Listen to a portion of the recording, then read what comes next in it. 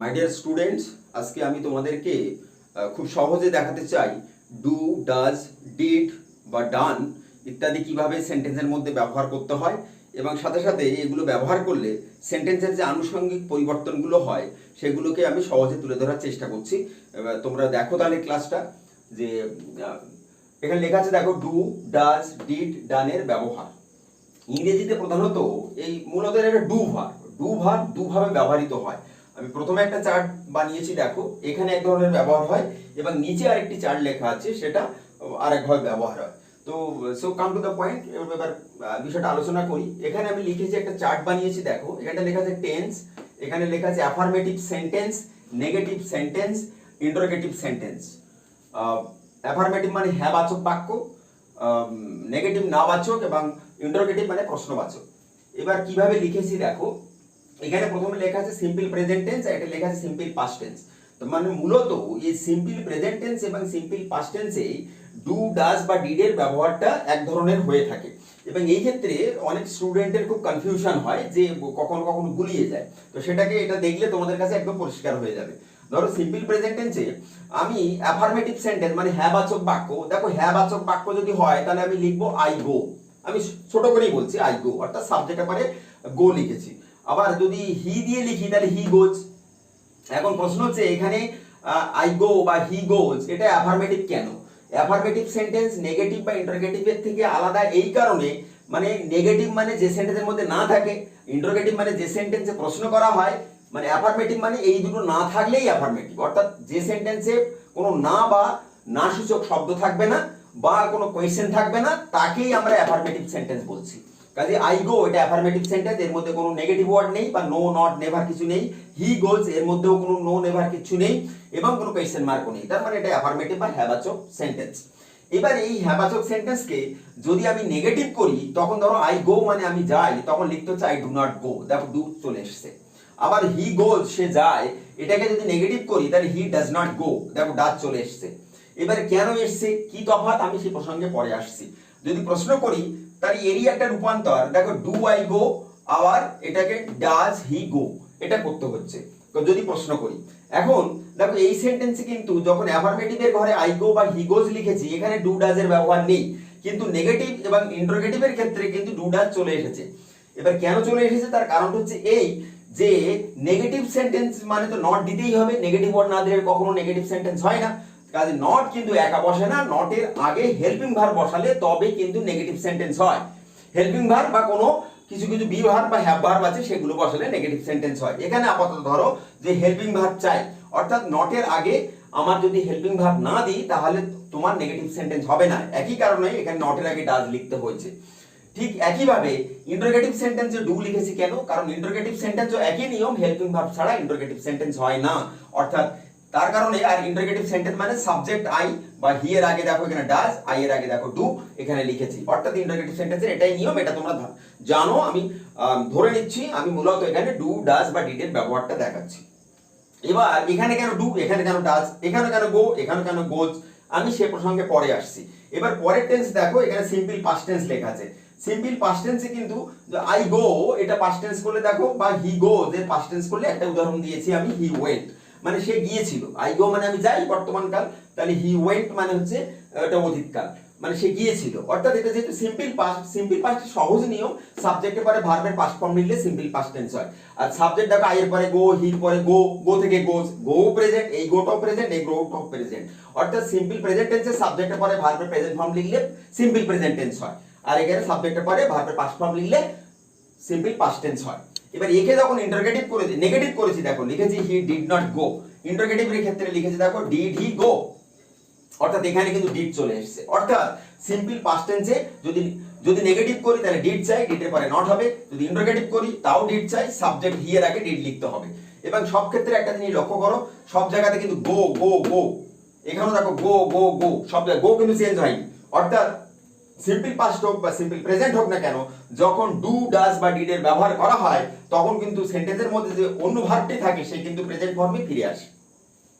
এখানে দেখো, এখানে এই যে আই ডু নট গো, দেখো এখানেও গো, এখানেও গো, এখানেও গো, সব জায়গাতেই গো লেখা আছে। অর্থাৎ আমি যখন সেন্টেন্সে ডু ডিড ডাজ ব্যবহার করব তখন ওই ডু ডিড ডাজের সাথে যে দ্বিতীয় ভার্বটি থাকবে সেই দ্বিতীয় ভার্বটি কিন্তু অবশ্যই প্রেজেন্ট ফর্মে লিখতে হবে। এবার দেখো হি ডাজ নট গো, এবার যেটা আমি একটু আগে বলছিলাম যে এখানে কেন গোজ হলো বা এখানে কেন ডাজ হলো, তার কারণ হচ্ছে এই, দেখো যে কারণে গোজ হয়েছে সেই কারণে ডাজ হয়েছে। তার কারণ হচ্ছে এই যে সিম্পল প্রেজেন্ট টেন্সে যদি সেন্টেন্সের subject third person singular number হয় তাহলে তার ভার্বের সাথে এস বাই এস যোগ করতে হয়, এটা তোমরা নিশ্চয়ই শুনেছো।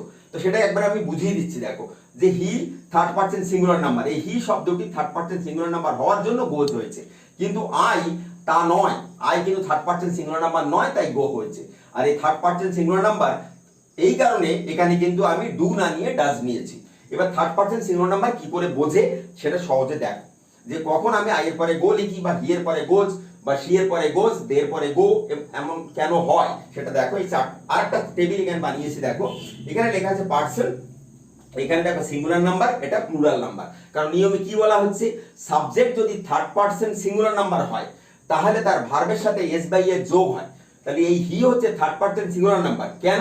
তা দেখো আমি এখানে চার্টে দেখো এই জায়গাটা হি লিখেছি, মানে he third person singular number, তার জন্য এর ভার্বের সাথে এস বাই এস হয়েছে। I third person singular number নয়, তাই এস বাই এস হয়নি। এই থার্ড পারসন সিঙ্গুলার নাম্বার কি করে বোঝে দেখো। পারসন তিন প্রকার হয়, first person, second person, third person. First person কারা? দেখো আই আর উই, মানে আমি আমরা। সেকেন্ড পারসন কারা? দেখো ইউ ইউ, মানে ইউ মানে তুমি, আবার ইউ মানে তোমরা। থার্ড পারসন কারা? হি, শি, ইট বা আরো অনেক কিছু, রাম, শ্যাম, যদু, রহিম, করিম, অনেকেই হতে পারে।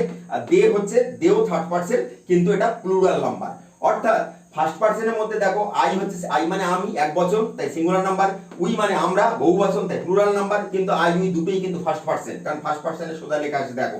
আর ইউ ইউ, তুমি বা তোমরা, এটা হচ্ছে সিঙ্গুলার নাম্বার। এটা এই ইউটা তোমরা যখন বলবো তখন কিন্তু প্লুরাল নাম্বার। তাহলে বলতে পারি আই উই আর you, I we you, I we first person, you second person. এই তিনটি কর্তা বাদে বাকি সবই থার্ড পারসন, বাকি যত কর্তা আছে সব থার্ড পারসন। তাহলে মানে কর্তা বলতে সেন্টেন্সের সাবজেক্ট সবই হচ্ছে থার্ড পারসন। কাজে এখানে হি, শি, ইট, দে যারা লিখেছে সবই থার্ড পারসন, কিন্তু সবাই কিন্তু সিঙ্গুলার বা সবাই কিন্তু প্লুরাল নয়, আলাদা আছে। দেখো হি মানে সে, এই শি মানেও সে, ইট মানেও ইহা, এরা কিন্তু সিঙ্গুলার, দেখো সিঙ্গুলার ঘরে লিখেছি। আর এরা দে, দে থার্ড পারসন, কিন্তু প্লুরাল, প্লুরালের ঘরে লিখেছি। কারণ যদি কোনো সেন্টেন্সের সিম্পল প্রেজেন্ট টেন্সে সাবজেক্ট যদি এরকম থার্ড পারসন এক সিঙ্গুলার নাম্বার, বা যদি এরকম একজনকে বোঝায় যা আই উই ইউ এর মধ্যে হবে না, বা বহুবচন দের মতো হবে না, কেবল একজন যদি বোঝায় তখন আমরা সেই কর্তার পরে গোজ লিখি, বা সেই সাবজেক্টটা লিখে তারপরে যে ভার্ব দেব তার সাথে এস বাই এর যোগ হবে। অন্য কোনো ক্ষেত্রে হবে না। আই এর পরে যদি আই লিখি তাও গো, উই লিখলো গো, ইউ লিখলো গো, দে লিখলো গো, কিন্তু হি, শি, ইট, রাম, রহিম, যদু, মধু, করিম, যাই লিখো, বাবা, মা, বই, গাছ, যাই বলি না কেন সবই কিন্তু থার্ড পারসন যদি একজন হয়। কিন্তু যদি বহু বচন হয়ে যায়, ধরো people, the boys, the girls, এরা থার্ড পারসন, কিন্তু এরা কিন্তু প্লুরাল নাম্বার। কাজে এদের পরে ভার্বের সাথে এস বাই এর যোগ হবে না। কাজে যেখানে এস বাই এর যোগ হয় না সেখানে আমরা নেগেটিভ করার জন্য ডু হেল্পিং ভার্ব নিই, আর যেখানে এস বাই এর যোগ হয় তাকে নেগেটিভ করার জন্য আমরা ডাজ হেল্পিং ভার্ব নিই। আর তোমার যদি ইন্টারোগেটিভ করিস তাহলে সেই ডু বা ডাজকে সাবজেক্টের আগে লিখতে হয়। আর সিম্পল পাস্ট টেন্সে একইভাবে যখন এটাকে নেগেটিভ বা ইন্টারোগেটিভ করা হয় তখনই কিন্তু ডিড হেল্পিং ভার্ব নিতে হয়, এবং এর ক্ষেত্রেও ইন্টারোগেটিভ করলেও ডিড হেল্পিং ভার্ব নিতে হয়। ইন্টারোগেটিভ হলে সাবজেক্টের আগে ভার্ব লিখতে হয়, কিন্তু অবশ্যই ভার্বগুলোকে প্রেজেন্ট ফর্মে ফেরত দিতে হয়।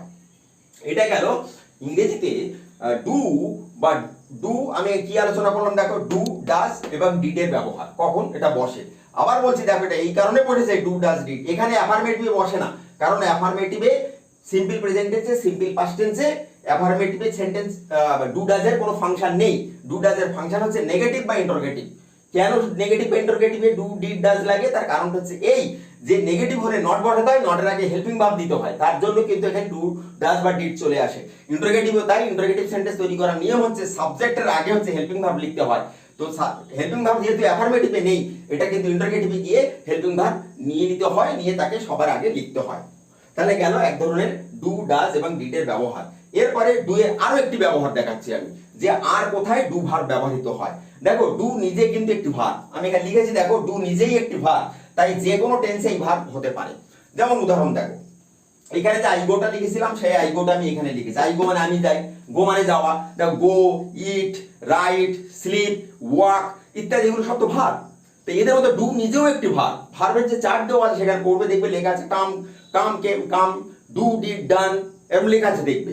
তাহলে ডু নিজে একটি ভার্ব, তাহলে ডু যেমন এই সিম্পল প্রেজেন্ট টেন্সে এখানটা হেল্পিং ভার্বের কাজ করেছে বা সিম্পল পাস্ট টেন্সে হেল্পিং ভার্বের কাজ করেছে, কিন্তু ডু তো নিজে তো ভার্ব, কাজে ও তো আবার ভার্বেরও কাজ করতে পারে। সেই কাজটা এখানে দেখো, ধরো আই গো আমি যাই, তাহলে আই ডু আমি করি, এই ডুটা কিন্তু হেল্পিং ভার্ব নয়, কারণ এই ডুটা কিন্তু এই ডু মানে করা, এখানে কিন্তু পরিষ্কার। ধরো আই ডু ইট, তাহলে আমি এটা করি, তাহলে এটা হচ্ছে এই ডু ভার্ব। অর্থাৎ ডু যখন ভার্ব হবে তখন কিন্তু যে কোনো টেন্সে যদি তুমি গো বা ইট বা রাইট এই ভার্বগুলোকে যদি যে কোনো টেন্সে তুমি ব্যবহার করতে পারো, একইভাবে ওই টেন্সের নিয়ম অনুযায়ী ডু ভার্বকে কিন্তু ব্যবহার করা যায়। যেমন পরে লিখেছি দেখো সে করে, তাহলে হি ডাজ। এবং এর সাথে তফাৎ কি দেখো, এখানেও আয়ের পরে, এখানেও আয়ের পরে ডু আছে, এখানেও আয়ের পরে ডু লিখেছি, হির পরে এখানেও হি ডাজ, এখানেও হি ডাজ। তফাৎটা কি, এই ডু ডাজের সাথে এই ডু ডাজের তফাৎটা কি? তফাৎ দেখো, এই ডু বা ডাজ যখন লিখেছি তার সঙ্গে আরো একটা ভার্ব আছে, কিন্তু এদের দেখো আর কোনো ভার্ব নেই। দেখো আই ডু এরপর আর কোনো ভার্ব নেই, বা হি ডাজ আর কোনো ভার্ব নেই, অর্থাৎ এটাই হচ্ছে মেন ভার্ব। এই সেন্টেন্সের এই ডু বা ডাজ হচ্ছে মেন ভার্ব। কাজে ডু ভার্ব যখন একা বসে মেন ভার্ব, ডু ভার্ব বা ডাজ বা ডিড যখন অন্য ভার্বের সঙ্গে বসে তখন কিন্তু হেল্পিং ভার্ব, তখন হয় সিম্পল প্রেজেন্ট টেন্স না সিম্পল পাস্ট টেন্সে বসবে। আর অন্য যে কোনো টেন্সে বাকি টেন্সগুলোর ক্ষেত্রে কিন্তু তোমার ডু আলাদাভাবে বসে। আরো উদাহরণ দিয়েছি দেখো, ডু দে ডু, এটা কেমন? ডু দে ডু, তারা কি করে? কারণ কি, আমি এই সেন্টেন্সে দেখো দুটো ডু লেখা আছে, এই ডুটা কিন্তু হেল্পিং ভার্ব, এই ডুটা কিন্তু মেন ভার্ব। যে ধরো এখানে লেখা ছিল দে ডু, তো বলে ইন্টারগেটিভ বানাও, কারণ যেহেতু এটা ডু লেখা আছে, এই ডু তো ভার্ব, এখানে গোর মতো ভার্ব একটি, এই ডু প্রেজেন্ট ফর্মে লেখা আছে, তাহলে দে এর পরে আমি ডু লিখবো, ডু হেল্পিং ভার্ব নেবো, কোয়েশ্চেন বাংলা থেকে হেল্পিং ভার্ব লাগে, তাহলে ডু, ডু দে ডু, তারা কি করে, তার মানে এইটা হেল্পিং ভার্ব, এটা ভার্ব। পরেরটা দেখো, ডাজ শি ডু, সে কি করে? কাজে ডাজ যেহেতু বসিয়েছে, এই ডু এর সাথে আর এস বাই এস দিতে পারবো না।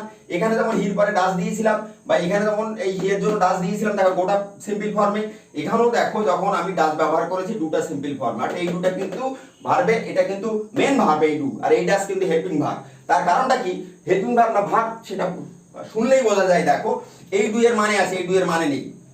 কেন?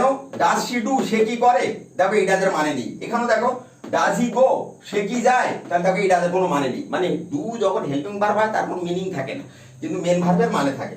ঠিক একইভাবে যদি সিম্পল পাস্ট টেন্সে ব্যবহার করি, দেখো রাজু ডিড ইট, রাজু এটা করেছিল, তার ডিডটা কি, এখানে ডিডটা এখানে ভার্ব, এখানে হেল্পিং ভার্ব নয়, তাই একটি ভার্ব, একাই একটি ভার্ব আছে, Raju did not do it. একই রকম দেখো সিম্পল পাস্ট টেন্সের নেগেটিভ সেন্টেন্স, রাজু এটা করেনি, এটা হেল্পিং ভার্ব, এটা ভার্ব। একইভাবে ডিড রাজু ডু ইট, এটাও ইন্টারগেটিভ, বা শি হ্যাজ ডান ইট, এই দেখো এই লাস্টের সেন্টেন্সটা দেখো, শি হ্যাজ ডান ইট, এটা কিন্তু প্রেজেন্ট পারফেক্ট টেন্স। কেন?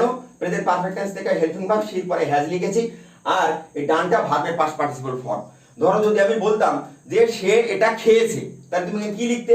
She has eaten it, she has eaten, eaten it, সে এটা খেয়ে নিয়েছে।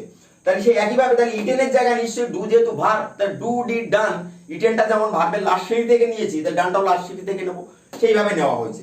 আরো সেন্টেন্স দেখো, ধরো ডু ভার্ব দিয়ে present continuous tense, I am doing the work, আমি কাজটা করছি, দেখো এটা ভার্ব, হেল্পিং ভার্ব। ধরো যদি আমি বলতাম যে আমি একটা চিঠি লিখছি, তাহলে কি লিখতাম? I am writing a letter. ঠিক অনুরূপ ভাবে দেখো, I am doing the work, এই যে যেখানে রাইটিংটা আমি এক্ষুনি বললাম, এখানে ডুইং দিয়ে দিয়েছি, তার মানে এটা প্রেজেন্ট কন্টিনিউয়াস টেন্সে। অর্থাৎ ডু ভার্ব অন্য টেন্সের কিন্তু মেন ভার্ব হিসেবে কাজ করে, কারণ ডু নিজেই একটি ভার্ব। লাস্ট এটা দেখো, দে উইল ডু নাও, তারা এখন করবে, ধরো কোন একটা কাজ, আমার জায়গা ছোট বলে ছোট ছোট লিখেছি আর কি। দে উইল ডু নাও, ধরো দে উইল ডু ইট নাও, বা they will do the work now, তারা কাজটা এখন করবে। তাহলে এখানে দেখো এটা সিম্পল ফিউচার টেন্স, ভার্বের ঘরে দেখো ডু লিখেছি। অর্থাৎ ইংরেজিতে মূলত ডু ভার্ব বা ডু ডিড ডাজ বা ডান এইভাবে দুভাবে ব্যবহৃত হয়। একটা হচ্ছে সিম্পল প্রেজেন্ট টেন্সের হেল্পিং ভার্ব হিসাবে নেগেটিভ ইন্টারগেটিভ করার জন্য, সিম্পল পাস্ট টেন্সও একইভাবে নেগেটিভ ইন্টারগেটিভ করার জন্য ব্যবহার করা হয়। আরেকটা ব্যবহার করা হয় ডু ডিড ডাজ ব্যবহার করা হয়। এখানটা যার উদাহরণ আমি দিয়েছি সেটা হচ্ছে ডু ভার্ব যখন করা অর্থে যখন নিজে ভার্বের কাজ করে। আশা করি তোমাদের কাছে ডু ডিড ডাজ বা ডান সম্পর্কে আর কোনো কনফিউশন নেই, তোমরা নিশ্চয়ই বুঝতে পেরেছো। তোমাদের কাছে আমার রিকোয়েস্ট রইল, নিশ্চয়ই আমার চ্যানেলকে তোমরা লাইক করবে, সাবস্ক্রাইব করবে। প্রয়োজনে তোমরা কোনো যদি সন্দেহ থাকে অবশ্যই তোমরা আমাকে কমেন্ট করে জানাতে পারো। Good bye.